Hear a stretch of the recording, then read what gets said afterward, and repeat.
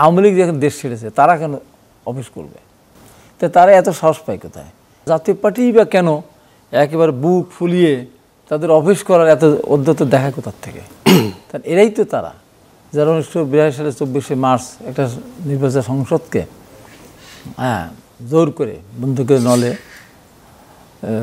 তারা ক্ষমতা দখল করে। এবং এই জাতীয় পার্টি তো বিগত 15.5 বছর আওয়ামী লীগকে স্বৈরাচার বা ফ্যাসিস্ট হওয়ার সুযোগ করে দিয়েছিল। জাতীয় পার্টির অফিসের সামনে এই ঘটনাটা না ঘটলে তো পারতো। প্রশাসন আগের থেকে যদি তারা টাইট থাকতো, সতর্ক থাকতো, অথবা জাতীয় পার্টি বা কেন একেবারে বুক ফুলিয়ে তাদের অফিস করার এত উদ্যত দেখা কোথার থেকে? এরাই তো তারা যারা 1982 সালে 24শে মার্চ একটা নির্বাচন সংসদকে জোর করে বন্দুকের নলে তারা ক্ষমতা দখল করে। সেই জাতীয় পার্টির আমলে আমি নিজে কতবার আহত হয়েছি, মার খেয়ে হাসপাতালে গেছি। সেই প্রথম সে জিফালি শাহ, জাফর জয়নাল থেকে শুরু করে সেলিম, দিলওয়ার, রাফুন, বসুনিয়া, নূর হোসেন, তারপরে জিহাদ, সর্বশেষ ডাক্তার মিলন, রক্ত বিনিময়। এবং এই জাতীয় পার্টি তো বিগত 15.5 বছর আওয়ামী লীগকে স্বৈরাচার বা ফ্যাসিস্ট হওয়ার সুযোগ করে দিয়েছিল। তো তারা এত সাহস পায় কোথায়? আওয়ামী লীগ যখন দেশ ছেড়েছে তারা কেন অফিস করবে? হয়তো আওয়ামী লীগের দোষর। আওয়ামী লীগ দেশে যে দোষের দুষ্ট তারা অবশ্য বেশি দোষের দুষ্ট। আগের বার তারা স্বৈরাচার ছিল, জোরের ক্ষমতা দখল করেছিল, এবং পরে আওয়ামী লীগকে ক্ষমতা রাখার জন্য স্বৈরাচার হওয়ার ক্ষেত্রে সর্বত্র সহায়তা করছে তারাই। তো এরপরে নূরের অফিসের সামনে এসে যে আক্রমণটা, যেভাবেই করুক না কেন, এটা কোনোভাবেই গ্রহণযোগ্য না, কোনোভাবেই না, কোনোভাবেই না। তার মানে আপনি আইন শৃঙ্খলা রক্ষাকারী বাহিনীর বাড়তি বল কেন এই বাড়তি বল প্রয়োগ করলে বুঝলাম না কেন।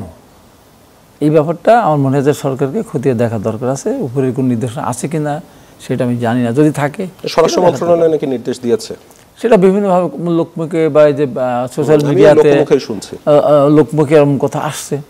সেই সাথে সেখানে প্রধান উপদেষ্টার নামও আসছে, ওনার উদ্ধৃতি নাকি বলেছেন। আমি সঠিক জানি না, সত্য কথা, আসল সত্য তো উনিই বলতে পারবেন।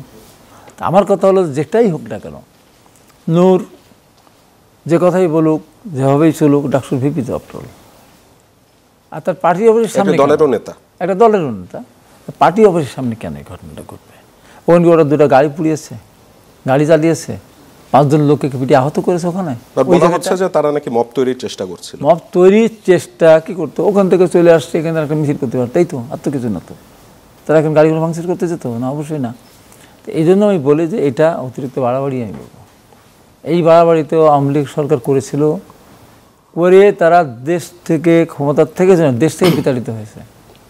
এরা আওয়ামী লীগকে পাহাড় দিতে। কেউ কেউ বলেন যে আওয়ামী পুনর্বাসনের চেষ্টা হচ্ছে, তারই একটু অংশ এটি। না, আওয়ামী পুনর্বাসনের চেষ্টা, এটা আমি ওইভাবেই বলতে আমি চাবো না, যাই না। কারণ আওয়ামী লীগও চাচ্ছে না নির্বাচন হোক সুষ্ঠুভাবে, এরাও চায় না নির্বাচন হোক। তাহলে কি এরা তো মিলে গেল?